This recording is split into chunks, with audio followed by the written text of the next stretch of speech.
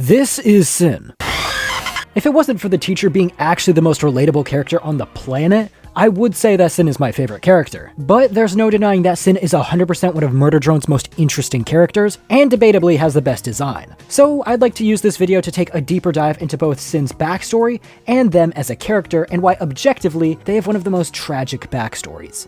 But before we get into that, let's take a look at how she acts as both a character and get a lock on her personality. If I had to describe Cyn's personality with just one word, I would use silly. Cyn is what I would notion is exactly the type of character Murder-Drones needed, due to there not really being a character who doesn't take things seriously or is just threatening at the same time. There's Uzi, but she more so fits into the category of being an angsty teen. Doll is threatening, but contrasted to her personality, takes everything seriously. Cyn is a combination of being casual and treating everything like a game, while also managing to back everything up. Destroy all life on Earth? There's a black hole the size of the sun. Want to cause more trauma for N? Let's possess a drone and wear Tessa's skin like a flesh puppet. And with all of this, she's just so casual with it. Intimidating? Absolutely. And while she's not on the level of taking everything and treating it like a joke, she does seem to treat it like a game no matter the consequences of her actions. However, there is an exception to this. Her mission. If there is something she wants to accomplish or achieve, she will go through everyone to grasp it. She's prone to getting caught up in her own fun,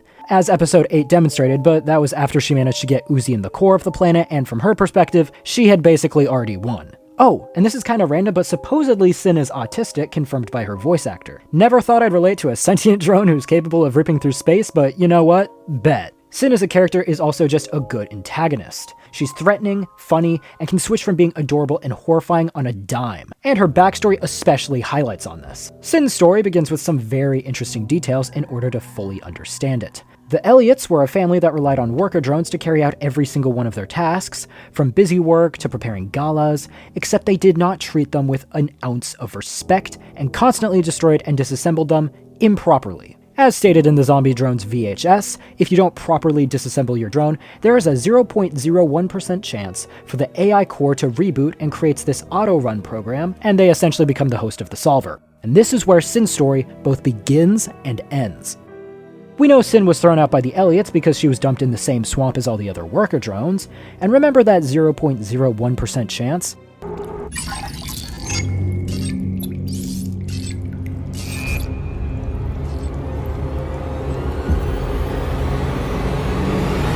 This is where I really feel bad for Cyn. Could you imagine most likely being killed for something that wasn't even your fault, or just outright for no reason, and then you wake up with bodies piled on top of you and you're unable to move at all? Only the smell of oil is what clouds your senses.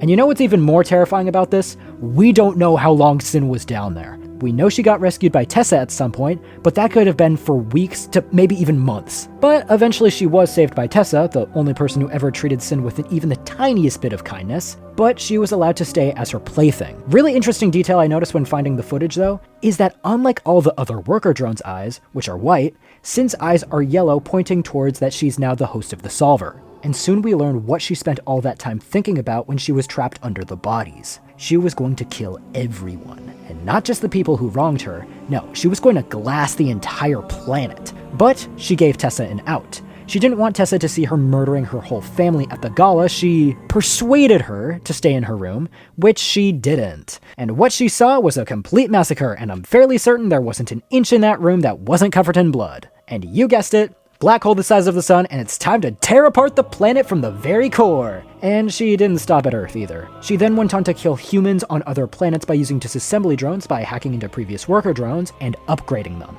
It's still a bit unclear how she went about upgrading them, but chainsaw hands? And what happened to Tessa, I hear you asking? Well, Cyn did what any normal person would do as a coping mechanism. To the only person who ever cared about her, was she tore off her skin and wore it as a flesh suit. What the actual And she went so far as to disguise herself in a spacesuit and mimicked her exact voice to the Murder Drones trio. And while she was in this disguise, she manipulated N's soft spot for Tessa, continuously managed to make Uzi glitch and gain control of her once, and then she revealed herself and showed Uzi and N the power of jump scares.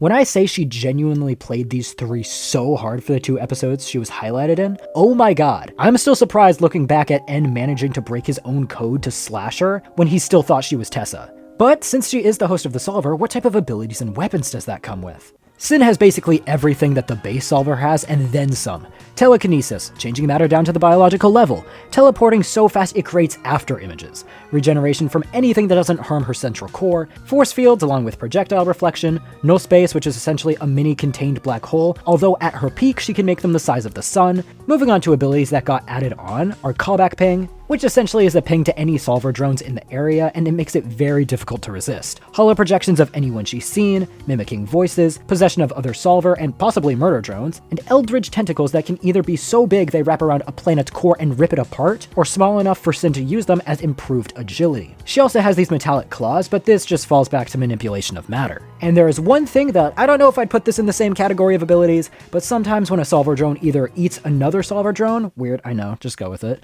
they'll gain sometimes their consciousness and abilities, like what happened when Uzi ate Cyn's core, and this would also explain why Cyn can teleport like Doll in the finale. But does this mean that Tessa is still alive in Cyn? Maybe? That's a can of worms I'd rather not open, because while the Forever music hints to this, I don't know if it's canon or not, and if a human consciousness acts on the same level as a drone, so yeah, we're just gonna move on to the next segment. But yeah, going back to Cyn as a character, I always was curious why specifically Cyn wanted to destroy Copper-9, because her main goal here is to get revenge on humanity, but there's no humans left on Copper-9. So maybe her destroying Copper-9 is essentially her finally finishing the job that took her years to get even close to getting done. But there was one problem, which was the Solver had split off and found other drones biologically. All they did was spread it. Such as Nori and Yeva. There were definitely others, but these two are the ones I'd like to pay attention to, because their kids ended up inheriting their godlike genetics. Still I'm confused about how that works, which led to some complications for Cyn, because both of them didn't want to see the planet destroyed, and Uzi especially was the real thorn in Cyn's side, with her even going so far to convince her two former friends to switch sides. She still had Jay, which is funny because out of the three, she's probably the one who cared the least about her when they were all still worker drones. As for how she felt for V and N, V is a bit hard to get a lock on since we don't really see them interact that much in the flashback aside from cute, false, gross, true. But for N, she constantly referred to him as big brother and cared for him. Probably. Even at the end of the show, I would argue she still cared for him, just in a really weird and creepy way. Hello, Uzi.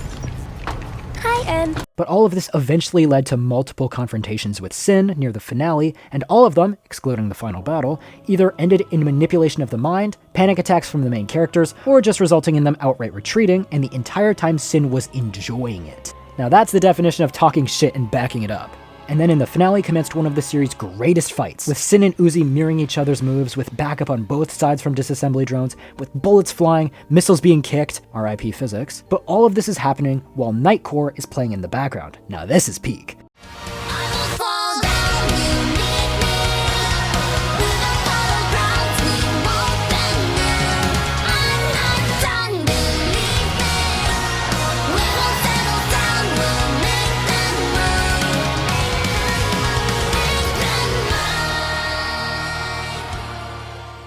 But, as I mentioned while discussing Cyn's personality, she takes nothing seriously. So when Cyn is dishing out a 3v1 against two of her former friends, and some random emo teen, you best believe she thought the whole thing was a game, whether it was trolling N with puppy dog eyes, literally, or outright creating holograms of Uzi's friends dying in front of her. And when she managed to knock V and N out of the way, what did she decide to do? Why attempt to treat it like a game again? And this ultimately led to her downfall.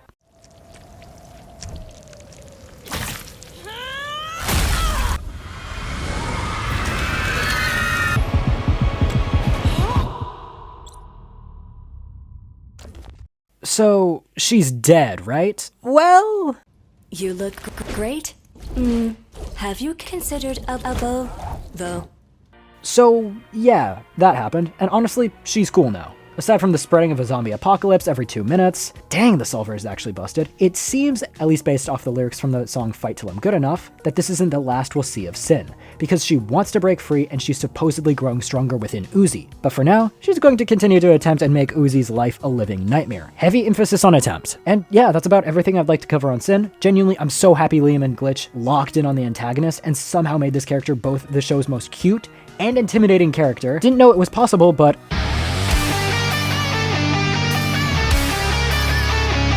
But thank you all so much for checking out this video. But if you haven't heard, I'm trying to do more of these video analysis type videos. That is, if my schedule allows it, but I'm honestly really enjoying it so far. Would also recommend you check out my previous video that covered the heavy storytelling of animator versus animation. But for now, I'll see y'all around. Later!